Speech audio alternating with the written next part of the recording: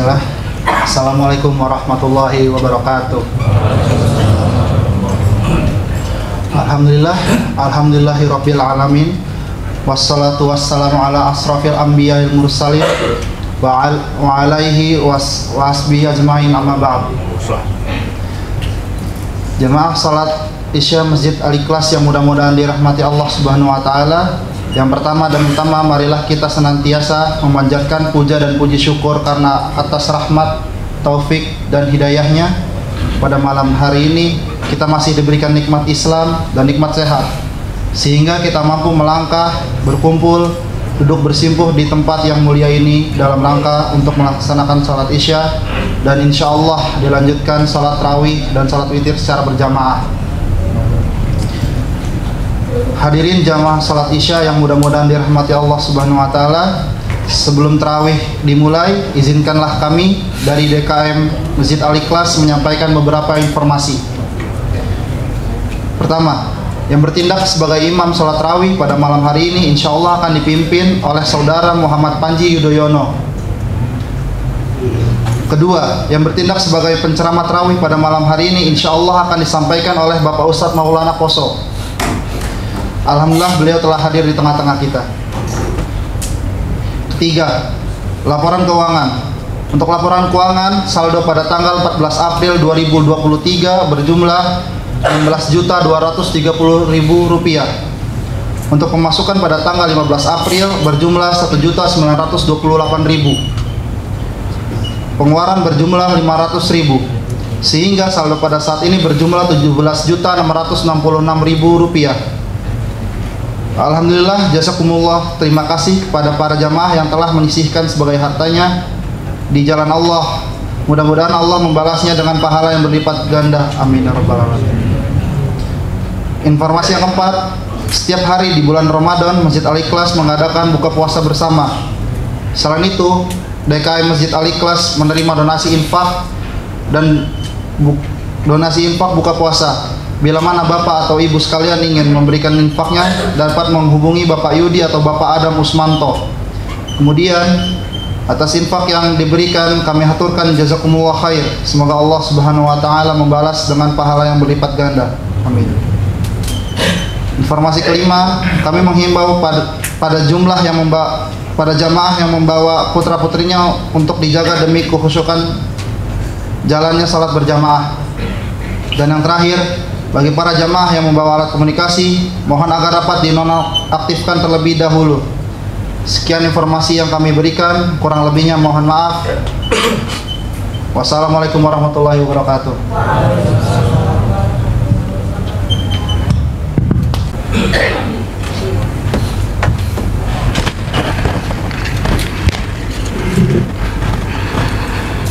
Assalamualaikum warahmatullahi wabarakatuh.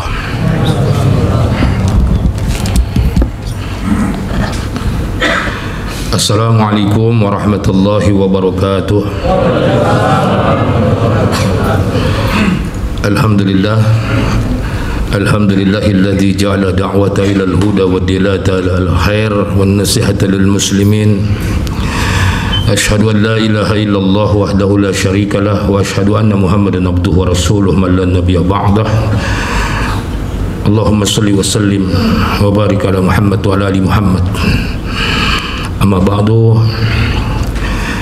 yang saya muliakan dan yang saya hormati orang-orang tua kami yang semoga senantiasa mendapat limpahan rahmat dan kasih sayang Allah Subhanahu wa taala. Segenap hadirin wal hadirat, wabil khusus Bapak Imam, pengurus masjid yang saya tidak sebutkan satu persatu, namun keberkahan, rahmat Allah, inayah mudah-mudahan diberikan kepada kita semua. Puji syukur kita pada Allah, salawat dan salam pada junjungan kita baginda Rasulullah sallallahu alaihi wasallam. Semoga kita semua mendapatkan syafaat beliau, amin ya rabbal. Kalau seandainya saya ditunjuk sebagai panitia untuk menilai masjid-masjid terbaik di Jakarta Utara, mungkin saya akan berikan masjid ini nomor 1, Pak Juara. Udah imamnya enak, masjidnya adem, jemaahnya banyak. Ini kalau nggak masuk surga, gua nggak percaya deh, betul Pak. Ya, bener Pak. Ya, udah imamnya enak sekali Pak. Ya, tempatnya pun adem. Mudah-mudahan kerja keras pengurus masjid ini diberikan limpahan rahmat Allah Subhanahu Wa Taala. Selanjutnya, alhamdulillah saya dapat berita hari ini mufakat Pak antara Muhammadiyah dan NU. Itu tanggal 21 April itu hari Kartini Pak katanya. Ya, pusing kita Pak, habis judulnya kan dibikin sama pengurus nih, apa namanya, berjemaah itu keniscayaan. Saya pikir udahlah kita bersama aja lah, pikir kan, karena kalau kita mikir beda-beda terus ya kita nih, ya Pak ya. Para jemaah sekalian, alhamdulillah malam ini sudah malam yang ke 27, malam 27 Ramadan. Masya Allah, sedih ya Pak ya. Rasanya singkat bener ini, betul nggak? Tapi memang begitulah kata Rasulullah. Min alamatis sa'ah wa yataqarrabaz zaman. Tanda-tandanya dekat hari kiamat waktu singkat. Baru kemarin hari Jumat, udah Jumat lagi. Baru kemarin puasa, udah puasa lagi. Rasanya kemarin kita masih jadi anak-anak, sekarang udah jadi bapaknya anak-anak Pak, betul nggak? Ya, tapi saudara, saya bilang pada bulan ini kita ini yang puasa ini jangan baper lah. Saya melihat banyak umat Islam di bulan puasa ini merasa seperti terzolimi gitu loh Pak, teraniaya. Padahal puasa kita ini ya biasa-biasa aja saudara, betul nggak Pak? Biasa-biasa aja, karena ayatnya kama kutiba alal ladina min qablikum. Ini tadi protokol kurang nambahin siregarnya Pak. Ya. Kalau dibikin siregar suara saya keras, mungkin jemaah nggak kaget kan gitu. Dipotong sama dia. Ente udah kayak pegawai negeri aja motong-potongan. Nah saudara, ayatnya kama kutiba alal ladina min qablikum. Orang dulu juga udah puasa Pak, betul nggak? Nabi Daud puasa, sehari buka, sehari puasa. Nabi Isa umatnya puasa. Dalam 10 salam itu umat Nabi Isa puasanya 90 hari Pak. Boncos-boncos saudara. Ya, umat Bani Israel, umat Nabi Musa alaihissalam juga puasa. Dan kehebatan puasanya umat Nabi Musa saudara, 40 hari 40 malam, itu setiap mereka berpuasa, mereka keluar di siang hari dalam kondisi panas terik, panas dari atas, panas dari bawah. Wa zalalna alaikumul ghamam katanya. Tuh kalau orang umat Nabi Musa keluar rumah Pak lagi puasa, itu awan turun saudara, awan Pak. Maka lu jangan baperan, kita mah puasa lebih hebat umat Nabi Musa. Ya, terus setiap mereka berbuka turun manna wasalma, wadolalna alaikum manna wasalwa. Masya Allah, itu manna itu Pak, burung dari surga minta lehernya dipotong buat buka puasa. Makanan surga. Lu bakwan aja belagu, bakwan belagu Pak. Ini makanan surga saudara. Bakwan, urap, timus, nggak ada di surga saudara. Masya Allah, ini manna wa salwa. Salwa itu madu merah Pak. Masya Allah ya. Luar biasa saudara. Makanya pertanyaannya, apa sih yang membuat puasa Ramadan ini menjadi luar biasa? Itu loh sekarang. Apa sih yang luar biasa? Karena di Ramadan ini saudara, begitu luar biasanya sampai Nabi Musa minta jadi umat Rasulullah Sallallahu Alaihi Wasallam. Why? Ada apa saudara? Karena di bulan Ramadan ini diturunkan Al-Quran. Jadi bapak-bapak, saudara-saudara, udah berapa juz kira-kira di malam ke-27? Tadi saya lihat di belakang ada yang bilang, "Tat, gue baru 3 juz." Juz apel, juz alpukat, itu mah gak ada hubungannya sama Quran, saudara. Ya, 3 juz katanya Pak. Masya Masya Allah. Jadi yang bikin mulia Ramadan ini karena turunnya Al-Quran. Untuk apa Al-Quran diturunkan Allah? Apa nggak cukup kitab-kitab yang lain, Injil, Taurat, Zabur? Apa nggak cukup, saudara? Apa kata Allah? Taha, ma anzalna alaika al-Qur'ana litashqa. Tidaklah kuturunkan Al-Quran agar manusia susah, agar manusia sengsara, agar manusia melarat, agar manusia terzolimin, agar manusia terhina. Kita tutup nih ayatnya nih, nggak usah dilanjutin dulu. Dalam ma'ani Quran itu ada, dalam ilmu bayan ada namanya diduh. Di Quran itu nggak bisa kita baca pakai mata telanjang, Pak. Ada ilmunya, ada alatnya. Apa diduhnya maknanya? Ma'anzalna alaikal Qur'ana litashqa. Artinya saudara, Al-Quran itu diturunkan oleh Allah agar manusia menjadi orang hebat, agar manusia menjadi orang yang mulia, betul? Agar umat Islam bisa menguasai dunia. Itu refleksinya begitu, saudara.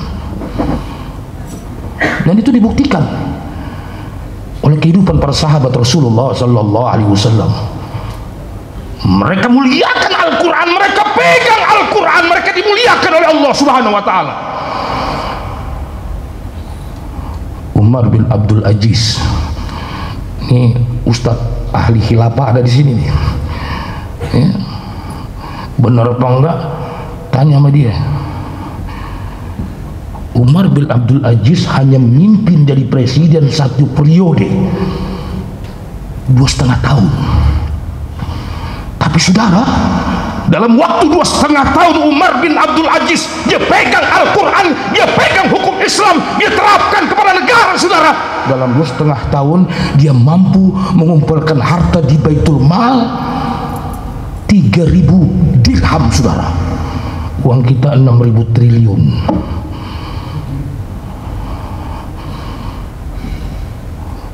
Kita dari mulai merdeka sampai sekarang ngomongnya ekonomi, terus ekonomi global lah, ekonomi inilah, itulah, prek. Ujung-ujungnya utang 7.000 triliun, saudara. Udah itu minta 3 periode lagi. Aduh, ampun. Udah besok kita bilang benar-benar, amin. Ya.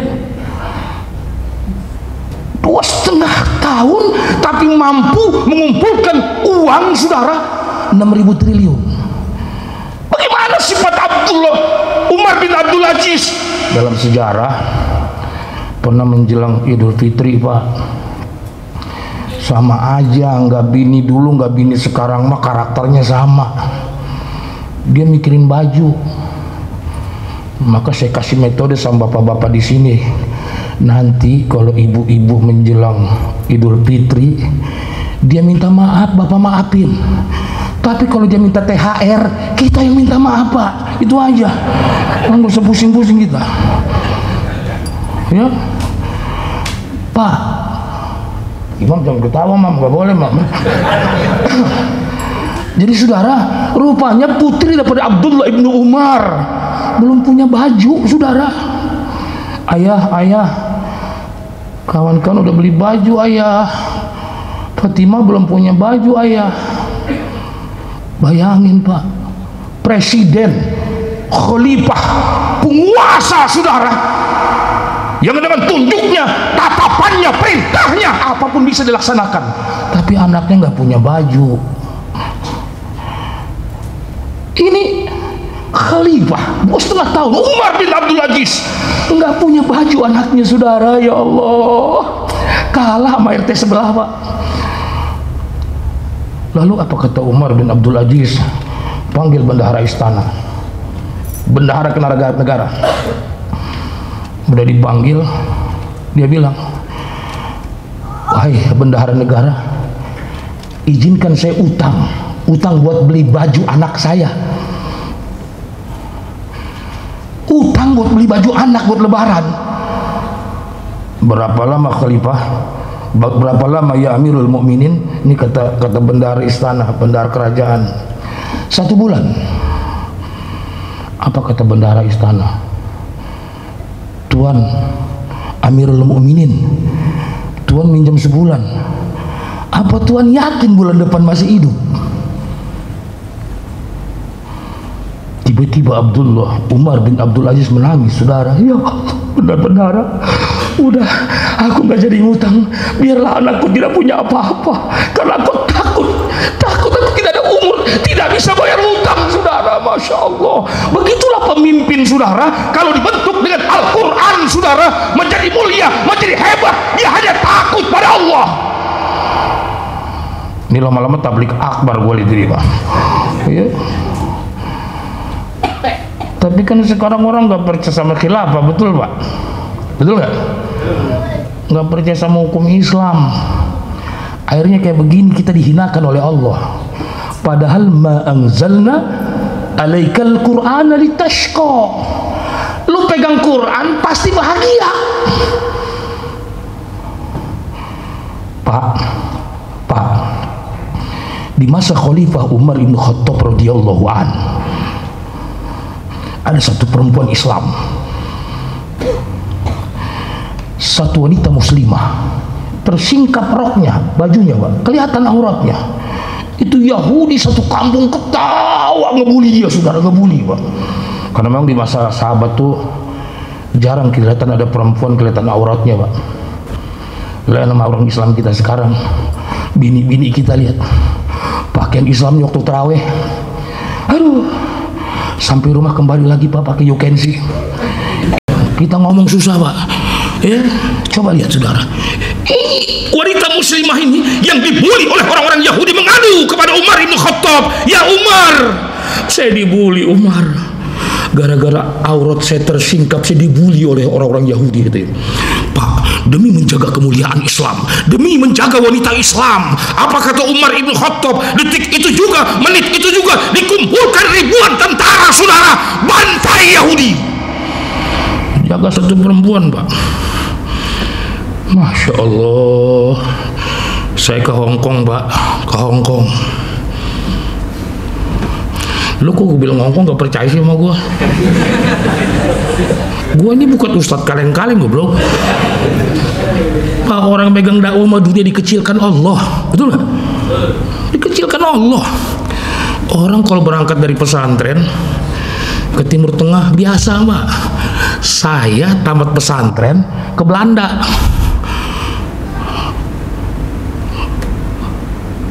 Aku nggak jadi cuci tidak lah, terselesai Pak. Nah saudara, di Hong Kong Pak, negara kepulauan, Bapak berapa? Tahu berapa jumlah tenaga kerja wanita Indonesia? 150 million saudara. 150.000 tenaga kerja wanita Indonesia saudara. Sekarang dihinakan, sudah dihinakan Pak. Mandiin anjing, mandiin babi, masakin babi, saudara, dihinakan Pak. Udah itu dapat gelar pahlawan devisa. Lu nggak percaya sama Quran lu, ya? Kenapa bisa jadi begini Pak? Makanya tiap hari kita dihinain terus, ya? Iya. Saudara, Bapak sekalian, Allah Subhanahu wa taala, kita karena nggak percaya Pak sama Quran nih. Amal aja Pak, bahagia kita Pak, insya Allah. Amin. Amin. Amin. Nah, Bapak sekalian mati Allah Subhanahu wa taala, illa tazkiratan liman yakhsha. Ayatnya dilanjutin. Yang bisa ngamalin Quran nih, illahnya tuh adatul istisna. Setiap adatul istisna berhajat kepada mustasna. Mana mustasnanya? Tazkiratan liman yakhsha. Yang bisa ngamalin Quran nih orang-orang yang takut sama Allah. Orang yang takut sama Allah Pak, baru bisa saudara ngamalin Quran nih, ya. Nah pertanyaannya Pak, pertanyaannya, bagaimana kita bisa mengamalkan Al-Quran? Di zaman Nabi itu belum ada satelit, belum ada handphone, belum ada gadget, belum ada tafsir Sawi, tafsir Marogi, apalagi tafsir mimpi. Kagak ada, saudara.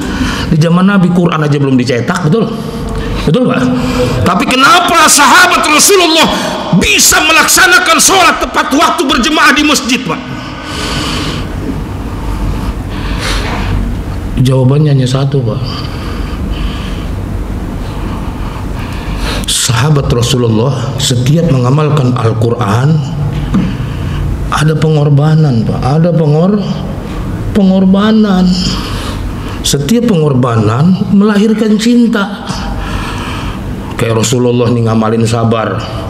Ya ayyuhalladzina amanu isbiru wassabiru warrabitu la'allakum tattaqun. Mana takun lu mah tuflihun.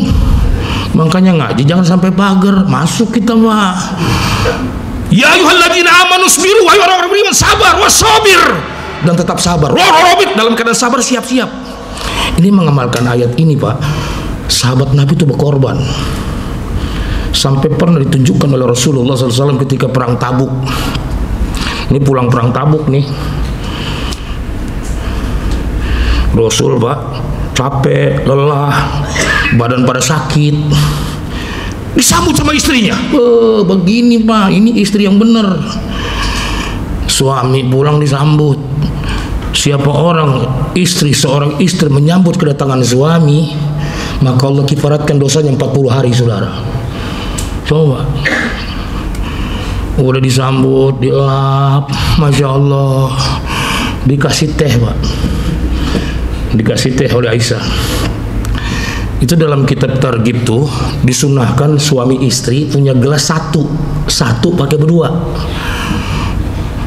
Pak Imam, besok beli gelas satu aja. Ini kita kayak Yahudi sekarang, gelas papa, gelas mama, najis gua mah. Betul nggak? Gelas papa, gelas mama. Aduh, ampun dah. Satu gelas untuk berdua. Semoga kemesraan ini jangan cepat berlalu. Jadi kalau Rasul minum udah separuh, dikasih istrinya Aisyah. Jadi saudara-saudara nanti pulang terawih praktekin di rumah, minum kopi, sisa separuh, saudara minum. Masya Allah. Pak, ini agak aneh. Ketika Rasulullah minum, udah separuh lewat. Kata Aisyah, ya Rasulullah, kok saya nggak dikasih ya Rasulullah? Oh, udah mau habis ya Rasulullah, tinggal sedikit. Rasul minum terus. Udah tinggal sedikit, Pak, tuh air teh manis tuh baru dikasih sama Aisyah. Diminum sama Aisyah. Bismillahirrahmanirrahim. Udah diminum, muntah Aisyah, Pak. Ternyata, Pak, waktu ngaduk tadi bukan masukin gula tapi masukin garam. Sama aja minum air laut. Tapi Bapak bisa lihat, begitulah sabarnya Rasulullah sallallahu alaihi wasallam. Dia tidak sakiti istrinya, dia tidak bentak istrinya. Seandainya itu suaminya orang saya, setan kau, bayi kau, bangsat kau, kurang ajar kau, pasti gitu, Pak. Tapi Rasul sabar, Pak. Dia tidak sakitin hati istrinya, saudara, karena suami yang baik akan menjaga perasaan istrinya. Menjaga perasaan saudara muslim itu lebih baik daripada sholat 1000 rakaat. Dia jaga perasaan istrinya, Pak. Berapa banyak kita sekarang jaga perasaan bini tetangga, tapi bini kita nggak rasain, betul nggak? Padahal ada dua jasa yang tidak bisa kita bayar, saudara. Jasa ibu dan jasa istri. Betul? Paham, Pak? Maka perlu ini, Pak, kita perbaiki sekarang, saudara. Laki-laki hebat biasanya di sampingnya ada wanita yang hebat, istri yang hebat. Makanya suami hebat makin banyak istrinya, saudara. Biasanya, Pak. Aduh, ampun. Nah, begitulah cara sahabat Rasulullah SAW mengamalkan Quran. Ada pengorbanan, Pak. Kita sekarang ini bagaimana agama mau masuk, kita maunya asik-asik, asoy-asoy, gitu nggak? Sholat maunya cari senderan, di bawah kipas angin. Untunglah masjid ini nggak ada tiangnya, Pak. Biasanya kalau masjid banyak tiangnya itu jemaah cepat meninggal, biasanya, Pak. Masya Allah, mau asik-asik, asoy-asoy, betul nggak? Nggak ada rasa sakit, Pak. Ya. Bahkan Abdullah, siapa orang yang paling kaya di zaman Nabi? Abdurrahman bin Auf. Gua nguji aja, wah, emang lupa tadi dikit. Abdurrahman bin Auf mendengar Rasulullah berdoa pas setiap malam, Allahumma ja'alna miskinan wa zurna ma'al masakin. Ya Allah, jadikan orang miskin ya Allah. Gua nggak pernah denger nih imam ada yang doa begini. Mam, lu pernah baca nggak, Mam? Gua nggak yakin, Mam. Allahumma ja'alna miskinan, ya Allah, jadikan aku orang miskin. Kata jemaah, kau aja lah, aku nggak mau lah. Allah, wazurna ma'al masakin. Abdurrahman bin Auf tanya, ya Rasulullah, kenapa kau suruh rutin baca doa itu? Kata Rasulullah, hai Abdurrahman, orang miskin itu banyak di surga, penghuni surga lebih banyak orang miskin. Kenapa orang miskin ya Rasulullah? Hisapnya ringan. Apa mau dihisap? Rumah kontrakan. Betul nggak? Rumah kontrakan, buka pun di masjid. Betul nggak? Apa lagi? Oh begitu ya Rasulullah. Bapak tahu kan Nabi bilang hisapnya ringan. Ini Abdurrahman bin Auf setiap hari baca Allahumma ja'alna miskinan, Allahumma ja'alna miskinan. Aneh Pak, tapi nggak miskin-miskin saudara. Nggak miskin? Miskin. Maka ketika terjadi panggil-panggil pada suatu saat terjadi perang Honda. Perang Honda. Hayya 'alal jihad, hayya 'alal jihad. Itu para sahabat Nabi kalau sudah panggilan jihad Pak, keluar. Yang kaya, yang miskin, yang lemah, infiru khifafan aw thiqalan, berjuang di jalan Allah baik dalam keadaan berat maupun ringan. Makanya Nabi bilang, Pak, kita kan ditakut-takut ini sekarang nih, Indonesia dalam keadaan tidak baik-baik saja. Cina 20 juta, tentara merah. Saya bilang maaf, al-izzatu lillahi wa rasulih walil mu'minin. Jangankan 20 juta, 100 juta Cina kita sapu saudara. Betul? Takbir. Wah, apa takut kita Pak? Kitanya takut pada Allah. Begitu baru siap perang Badar. Ente yang muda-muda nih jangan sombong. Perang Badar itu bukan anak muda loh. Perang Badar itu banyak aki-aki yang udah umur 60 bongkok begini Pak.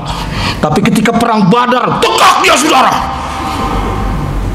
Kamin fiatin qalilatin ghalabat fiatan katsir, berjuang di jalan Allah tegak. Habis perang bongkok lagi. Makanya ente jangan anggap remeh sama orang tua nih. Kadang-kadang ente lihat orang tua batuk-batuk besok tahlilan, apa lu? Belum tentu Pak, betul nggak? Umur di tangan Allah, betul nggak? Nah saudara, rahmati Allah subhanahu wa ta'ala, akhirnya apa? Padahal besoknya itu panen korma. Yang namanya panen korma nggak bisa mundur, nggak bisa maju. Kalau panen tanggal 5, panen tanggal 5. Tapi karena besok udah panggilan jihad, infiru khifafan aw thiqalan, besok panen dia tinggal Pak. Panas berangkat.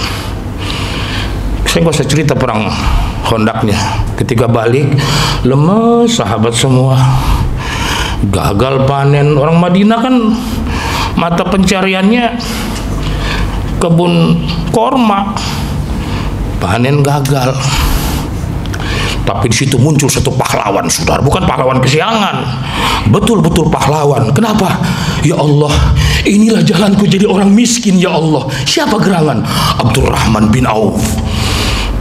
Maka dia buat pengumuman kepada saudara-saudara yang punya korma, yang panen kormanya gagal, kormanya busuk, saya beli dengan harga normal. Allahu Akbar, sahabat takbir saudara. Masya Allah, itu korma busuk dibayar dengan harga normal oleh Abdurrahman bin Auf sampai uangnya habis Pak.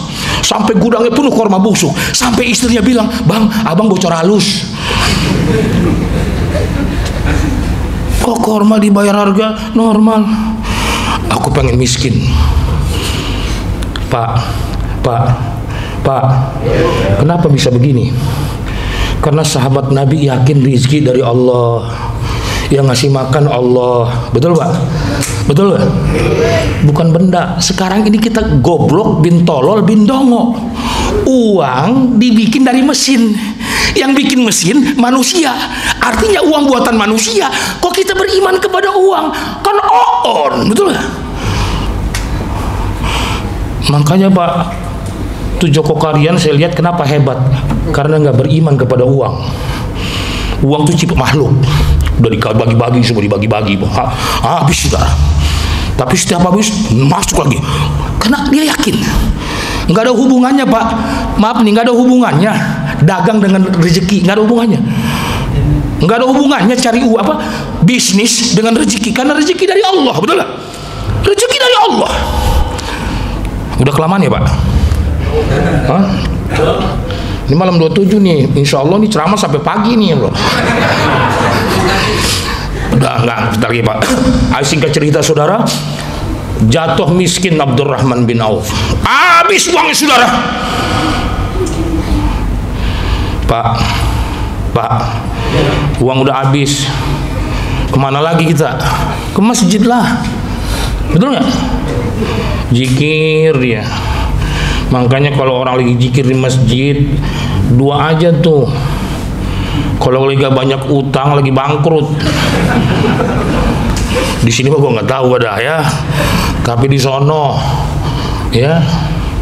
Nah saudara, zikir Abdurrahman bin Auf. Hari pertama, kedua, hari kelima saudara, tiba-tiba datang utusan Raja Sam. Di Sam lagi terjadi penyakit penyakit kolera. Penyakit kolera, penyakit apa tuh? Apa yang nyamuk tuh, nyamuk? Malaria. Di dalam kitab Samsul Ma'arif, penyakit malaria itu obatnya korma busuk. Ngisep korma busuk. Itu utusan Raja Sam bikin pengumuman, siapa yang punya korma busuk dibayar dengan harga 5 kali lipat harga normal. Itu orang lemas semua Pak. Ya Rob, ya Rob, ya Rob katanya. Mabok lu. Itu Abdurrahman bin Auf belum tahu, masih zikir aja dipanggil situ. Menjelang asar sahabat bilang, Mar, Abdurrahman, ada utusan Raja Sam mau ketemu. Sholat dulu. Ini orang partai datang lu layani. Nah, najis gua mah, gak usah urus partai-partai itu Pak. Kalau dia nggak bela Islam, gak usah pilih lagi, betul nggak? Ini undang-undang main tanda tangan aja Pak. Undang-undang omnibus law, undang-undang buruh. Besok nih Bapak anak sih Pak, nggak ada yang bakalan jadi bos lagi Pak, percaya nggak? Kenapa? Penakut gitu nih, umat Islam penakut semua, beraninya sama Islam aja Pak. Gua mana enak gua, kadang-kadang la ilaha illallah yang dibela Islam Nusantara. Islam Nusantara goblok lagi. Ampun gua ada. Bela Islam hari ini saudara, betul? Bela Islam Pak. Ya. Nah saudara, ini singkat cerita, habis selesai sholat, Abdurrahman, ada apa? Ini utusan Raja Sam. Ada apa? Dia butuh korma busuk. Di tempat dia lagi ada penyakit malaria. Obatnya korma busuk. Terus bagaimana? Mau dibayar 5 kali lipat dari harga normal. Bapak tahu apa yang terjadi? Abdurrahman bin Auf pingsan Pak. Ya Allah, kapan gua miskinnya ya Allah. Subhanallah. Maka lu jangan pelit-pelit ngasih bukaan. Betul nggak? Ini pengurus masjid bukaan sampai 5 juta, 4 juta, betul nggak? Pak, ngasih bukaan bagi orang yang puasa itu Allah kasih berkah rezeki 1 tahun. Setahun rezeki berkah. Bayangkan kalau satu piring setahun rezeki berkah, bagaimana 100 piring? Kali-kaliannya sama Allah dong. Jangan kali-kalian sama kita, betul nggak? Orang beriman kali-kaliannya sama Allah, saudara. Maka Abdurrahman bin Auf nangis Pak. Ya Allah, kapan ada miskinnya ya Allah, kalau begini caranya ya Allah. Subhanallah. Pak, begitulah sahabat Nabi Pak. Begitulah orang-orang yang sudah yakin kepada Allah. Dia merasa wa may ya'mal mithqala dzarratin dihisab. Jangan main-main Pak. Ya, di dalam kitab Targhib saya pernah cerita Ada satu orang kaya saudara, kekayaannya nggak habis 7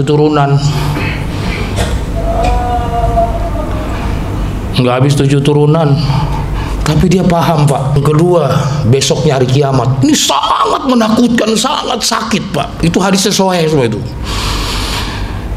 Ini orang tua paham kalau dia mau mati, akhirnya dia wafat. Sebelum wafat dia buat notaris, siapa yang bisa nemenin saya 1 malam di kubur, dia berhak memiliki separuh harta saya. Asar meninggal, habis asar Pak, dibikin pengumuman, nggak ada yang datang.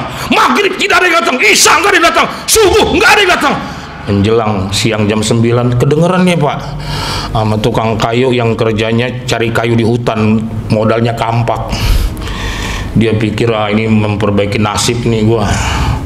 Susah amat, emang susah tidur di kuburan katanya. Udah ikut dia daftar dia. Rupanya yang daftar Pak dikira banyak, aja dia sendiri Pak. Siapa yang mau tidur di kubur? Hotel boleh lah, kubur saudara. Tapi karena memang nasib, betul nggak? Bertahun-tahun jadi orang miskin, pegel juga dia saudara, pegel. Ada daftar, udah. Setelah selesai sholat zuhur di kubur jenazah, tuh kawan juga ikut, tapi dikasih selang lah. Kalau sempat dipendam kan mati beneran. Udah dikubur, besoknya pas singkat cerita, besoknya digali kembali nih. Udah digali saudara, dia masih bengong aja waktu digali nih, kawan nih tukang kayu nih, kayak orang bego, dia aja gini, udah rambut aut-autan, kayak rocker lah, rocker nggak makan gitu, begitu. Cepret-cepret nggak, dibawa ke rumah baru sadar Pak. Udah sadar dikasih minum atau kepada ahli waris. Saudara karena telah berhak, telah mewakili, menjalankan amanah orang tua saya tidur dalam kubur, menemani dia di kuburnya 1 malam, maka Anda berhak separuh harta almarhum. Apa kata tukang kayu nih? Mas, buat lu aja Mas, buat lu Mas, buat. Udah Mas, buat lu aja Mas. Kenapa? Ini rezeki halal. Bukan halalnya. Ini gara-gara gue ikut di kubur semalam, gue ikut dihisap sama Allah. Ini kampak gua ditanya sama Allah, kampak dari mana, beli di mana, dipakai apa. Rasanya gue punya kampak aja ditanya, rasanya 200 tahun. 200 tahun saudara, apalagi 3 periode. Assalamualaikum warahmatullahi wabarakatuh.